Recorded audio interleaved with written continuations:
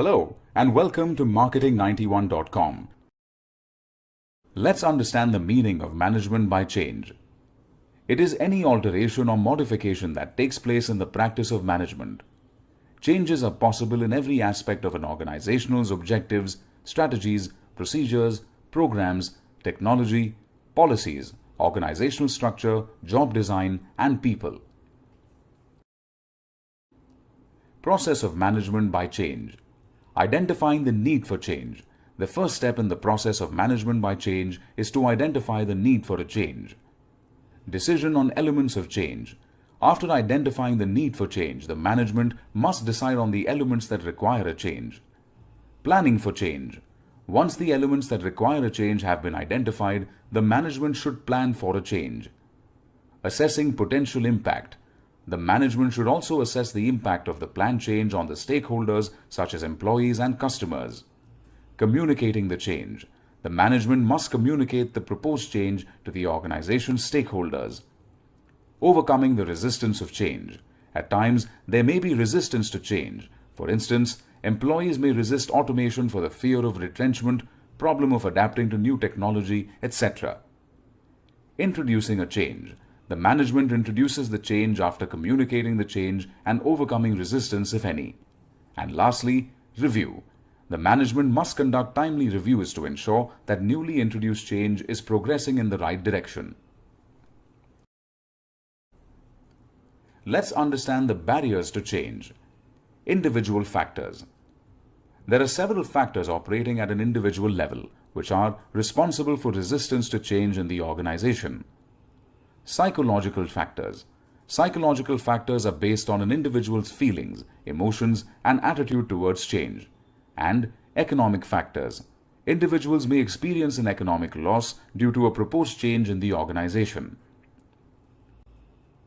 Group factors. Group members may jointly resist change in the organization. Group resistance to change can be explained on the basis of the nature of group dynamics and vested interests. Group dynamics. Group dynamics refers to the interaction among group members, which in turn affects group behavior. And vested interests. Typically, every group has its own leader, whether elected or accepted by the group members. The leader may use the group to protect his or her personal interests. Organizational and managerial factors. At times, organizational factors may pose as barriers to change. Organizations may resist change due to the following factors. Resource limitations. Every organization needs to adapt to changes in the external environment. For instance, technological changes in the industry need to be introduced in the organization for better performance and to keep up competition. The organization may not be able to switch to a new technology because of the lack of resources, which may resist change. Stability of systems. Organizations tend to develop certain systems which bring benefits to the organization. A threat to stability of these systems may be a factor for resisting change. Traditional management philosophy. Traditional managers may not prefer to introduce changes in the organization. Problem of responsibility. Managers are held responsible for the outcome of changes, if introduced. Some managers may be reluctant to take responsibility for a change. And lastly, organizational agreements. At times, an organization may enter into an agreement with another association or organization, which may become a barrier to change. Let's look at some measures to overcome barriers to change. Employee participation. The management should ensure the involvement of employees who would be affected by the change by engaging in continuous interaction with them. Sharing of rewards.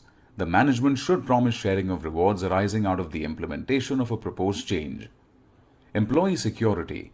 The management must protect the interests of existing employees. For example, the management must guarantee its employees job security when new technology is introduced in the organization. Education and communication. The management may be able to introduce an organizational change successfully by effectively educating and communicating with the organization's stakeholders. And lastly, training and counseling. The management can introduce training programs to upgrade employee knowledge and improve the attitude of the employees towards a change. Let's look at some of the examples of management by change. Apple Incorporated. The company has been able to handle organizational changes pretty well over the years.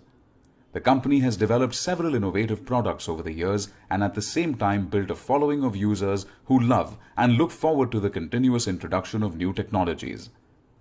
Although change and innovations at Apple have been traditionally surrounded by mystery, Apple has become a little more transparent than before under the leadership of Tim Cook. Cook has been more interactive with consumers than his predecessor Jobs.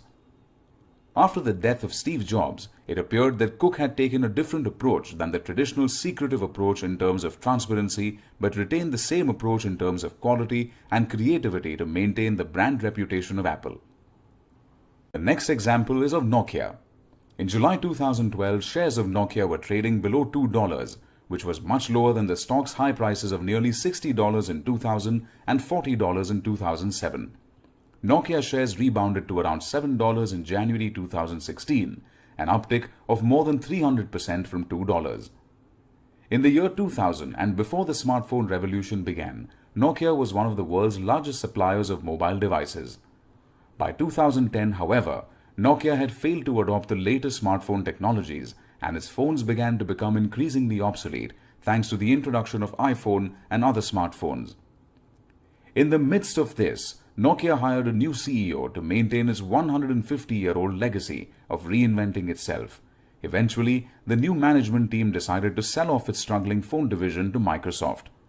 In sync with its history of reinvention, Nokia changed the focus of its operations to building network and mapping technologies. The last example is of Amazon. Seattle-based Amazon sold only books when it first launched. However, the product base was gradually expanded to include items such as CDs and DVDs. Post this, Amazon kept expanding its product base. Today, Amazon sells more than 200 million products to customers all over the world.